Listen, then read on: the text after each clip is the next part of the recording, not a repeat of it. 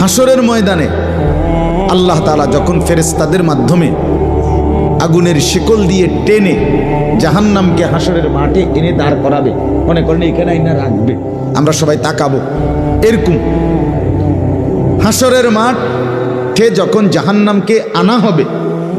এই জাহান্নামের দিকে এক নজর তাকাইয়া হাসরের ময়দানের সমস্ত নাফরমান পাপী বেঈমান আবারও বলবে আল্লাহর কাছে,